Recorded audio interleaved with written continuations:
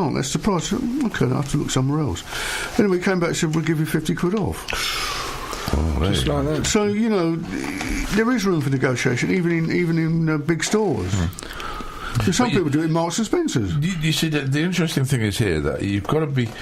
I mean, and this whole Brexit thing is boring me. It's getting me down. And everybody, I think. But you know, if you look at this, it's the small print, isn't it? You made a comment there, I think, about the EU and British nationals and all the rest of it. But it's what was it? Did you say till 29, something like that? 2029. Yeah, 2029. So you know, we leave Brexit next year or 2019, you know, and then 10 years later, when everybody's forgotten about it and all the things that somebody will then raise their head and say, you know, it's 2029 now, so we don't want any EUs in this country, so get out. You know, and I said, didn't know that was. I don't think that's going to happen. You know what we might be able to do if we play our cards right? Yeah. We might be able to negotiate a deal with Europe that actually allows us to have free trade. Hey, well, let's talk about that would be good, wouldn't it? Oh, I don't know. And, you know, if we really played our cards right and we synchronised our manufacturing processes and rules and regulations, we might be able to export things without having to do lots of paperwork. That would be good, wouldn't it? That would be interesting, wouldn't it? Wouldn't that be really handy? Big, huge book to have on tariffs. Yeah. Some of you and you know, I think we could negotiate a deal where some European citizens could come and live and work in this country as required. No. And we could have some English people living in Spain. You ought to have 3 million EU citizens. I think there was a deal that could be negotiated like that. No, you're taking things far too far now. Do you think so? Oh yes. Do you think? And you know, if we played our cards right and actually did all of that, right, and actually negotiated a really good deal like that, we probably wouldn't have to pay £39 billion as a sort of a divorce thing, because we could just not get divorced. What are they going to do with the house and the dogs and all that? Are they going to part of the settlement? And the records? I don't know. I mean, the CDs, I can't believe that. Actually, now the clear majority of the country are saying, actually, it's not such a good idea to leave, and every poll is saying, a clear majority is saying that. You're saying what? Not to leave. They don't want to leave. Don't want to leave. Yeah, well, there's talk on Question Time the other night. It was in Northern Ireland. No, it wasn't. It was Swansea. And they were talking about a couple of them wanted another referendum, and there was a big roar of applause for that. Well, you know, I did a bit of research on all this stuff, and frequently it's coming out in polls 70-30, 70 to remain. To remain, yeah. Many people have actually changed their minds. I spoke to a guy in the pub the other day, and he said, I actually voted to leave. And I said, well, fair enough. And I said, why? He said, well, I'm a farmer and there's stuff to do with agricultural policy. Which is why well, they also get a lot of benefits. He said, but if I'd have realised just exactly what it meant, and what it actually means is that there will be the ability for foreign manufacturers to dump food on this country, because actually the farmers have been protected by the economic union, and one of the big advantages of it is that we weren't going to ever starve to death again in this, you know, in Europe. Do you know the sad thing about all of this is that come Christmas time, people will not be eating Brussels. They're just eating sprouts. Yes. Brussels sprouts. Oh, forget it. Yeah, I'm going to forget that very quickly. I'm Mike Barry. I'm Bob Bluffield. I'm Kev Slaymaker. I'm Alan Mallyon. And together we are very grumpy old men. What are you doing?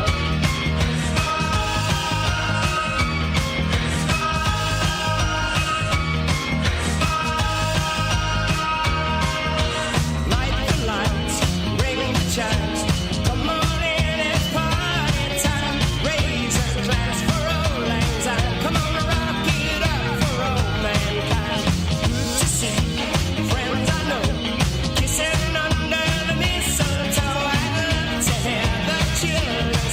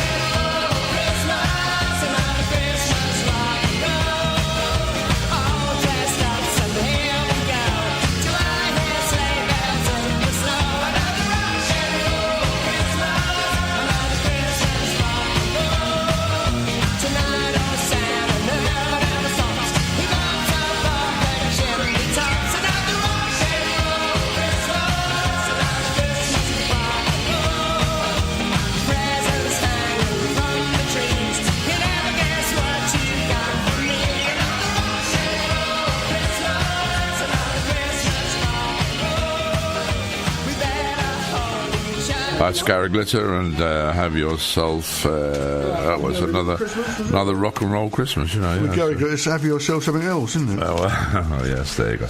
Oh, we're muffing the mule this morning. What have you got, Alan? Well, I've got a couple of headlines here. I mean, good Lord, Kevin's stripping off. Look. In the Daily Express, which is clearly wow, there's a new man here. Oh my God, listener, we have a naked man in the studio.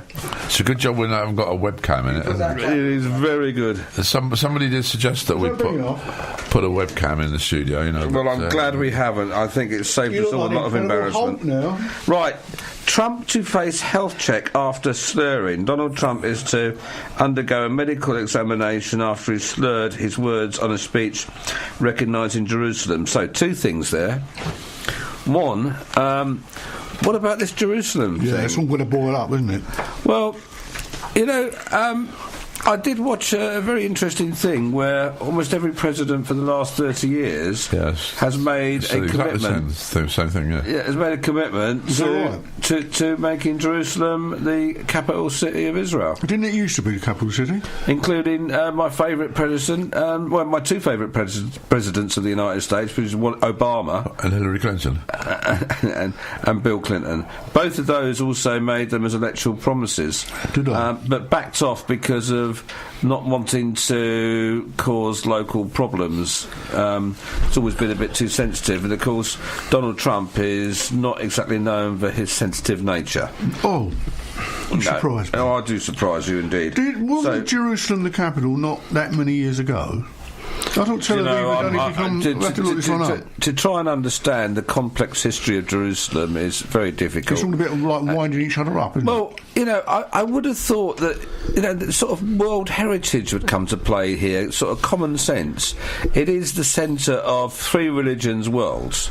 I mean, the Christian, the Jewish and the Muslim world all collide in Jerusalem. So why not set it as an example for the world and make it something that's a bit more combined? You know, I think sometimes the Jewish community like to dominate a situation, and I think they need to back off a little bit in this case. And I think the Palestinian sector of Jerusalem has been a Palestinian sector of Jerusalem since the year dot, and the Christian section has been a Christian section since the year dot, and that needs to be recognised. And as I say, I think it's more world heritage than world politics that need to come into play here, and I think Donald Trump has just been provocative.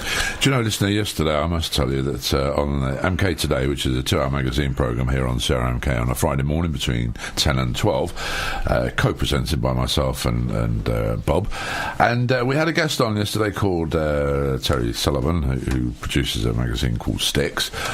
And, well, it became the Terry Sullivan Show, didn't it, really? I mean, and we couldn't get a word in edgeways, couldn't ask him a question.